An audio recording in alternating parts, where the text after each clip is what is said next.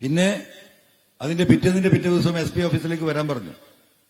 രാവിലെ 10 മണിക്ക് ചെന്ന് അദ്ദേഹം വൈകുന്നേരം 4 മണിക്ക് അദ്ദേഹത്തിന്റെ മൊഴിയെടുക്കുന്നു. എന്റെ ഇടയിൽ അദ്ദേഹം പോയി ചോറുണ്ടോ നിസ്കരിച്ചു എന്നൊക്കെ പറഞ്ഞു.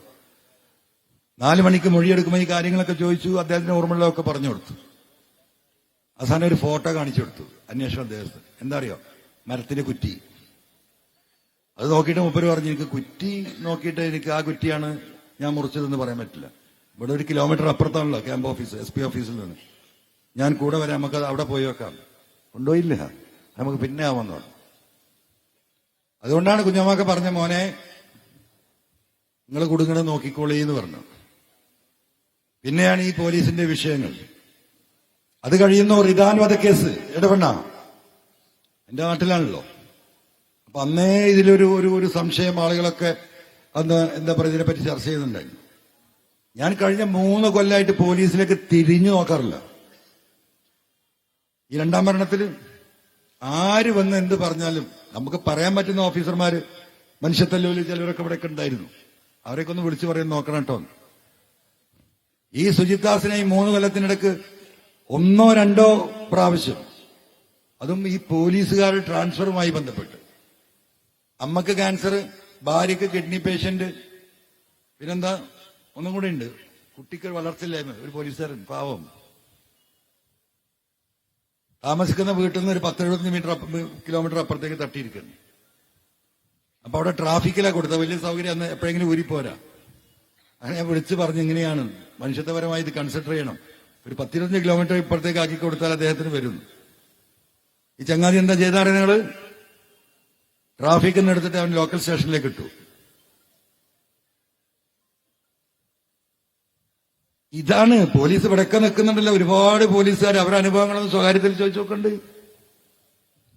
ജനങ്ങളെ മാത്രല്ല,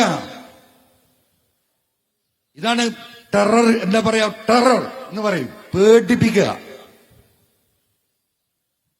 അപ്പൊ അതിന്റെ ഭാഗമായിട്ടാണ് ഈ കാര്യങ്ങൾ നടക്കുന്നത്. അപ്പൊ ഞാനിങ്ങനെ അന്വേഷിച്ച് നോക്കുമ്പോൾ ഒന്നും നടക്കണ ഒരു ലക്ഷണമില്ല. അപ്പോഴാണ് വീണ്ടും ഞാൻ പത്രസമ്മേളനം നടത്തിയത്. തെളിവ് നശിപ്പിക്കുന്നുണ്ട്. പ്രിയപ്പെട്ട ജനങ്ങൾ, നിങ്ങൾ അറിയേണ്ട ഒറ്റ കാര്യം, ഇപ്പൊ ഈ കള്ളക്കടത്തും റിദാൻ വധക്കേസും മാമി കേസും ഒക്കെ അന്വേഷിച്ച് കുറെ പണിയുണ്ടല്ലോ. ഒരു പണിയില്ലാത്ത മണിക്കൂർ കൊണ്ട് DGPക്ക് സസ്പെൻഡ് ചെയ്തിട്ട് ഇറങ്ങിപ്പോടാ അവിടുന്ന് പറയാൻ ഉള്ള തെളിവാണ്, ഡോക്യുമെന്റഡ് തെളിവാണ്. ഈ അജിത് കുമാർ വാങ്ങിക്കൂട്ടിയ സ്വത്തിന്റെ എല്ലാ രേഖകളും ഞാൻ കൊടുത്തിട്ടുണ്ട്. ചിലതൊക്കെ പത്രക്കാർക്ക് കൊടുത്തിട്ടുണ്ട്. ഒരു നടപടി ഉണ്ടാവണില്ല. ഇതിലെന്തിങ്ങനെ അന്വേഷിക്കുന്നു?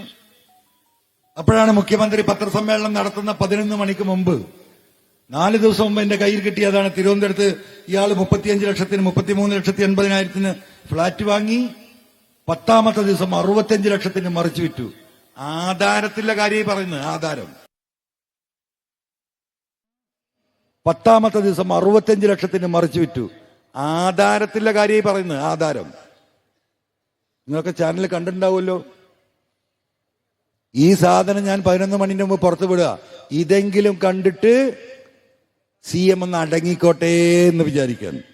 അതിന് മുമ്പിലൊക്കെ കൊടുത്തിട്ടുണ്ട്.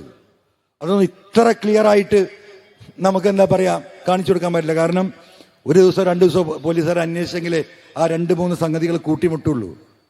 ഇത് പച്ചയായി 33,80,000 രൂപ ക്യാഷ് യഥാർത്ഥത്തിൽ എഴുതിയിരിക്കുന്നു.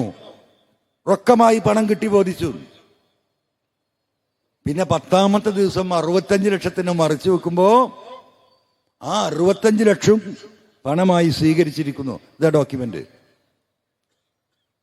ഒറ്റ പോലീസുകാരനാ DGP ഓഫീസിൽ നിന്ന് തിരുവനന്തപുരം രജിസ്ട്രാർ ഓഫീസിൽ പോയിക്കെ 1 മണിക്കൂർ കൊണ്ട് ഈ ഡോക്യുമെന്റ് ശരിയാണെന്ന് പറയാം. നെറ്റ് തന്നെ കിട്ടും, എല്ലാവർക്കും കിട്ടും. ഞാൻ ആ ലിങ്ക് വിട്ടിരുന്നല്ലോ. എന്ത് ഇദ്ദേഹത്തെ തൊടാത്തത്? അപ്പൊ തെളിവ് കൊടുത്ത കേസ് 6 മാസത്തെ വിജിലൻസിന് അന്വേഷണത്തിന് കൊടുത്തു. മറ്റൊക്കെ 1 മാസമാണ്.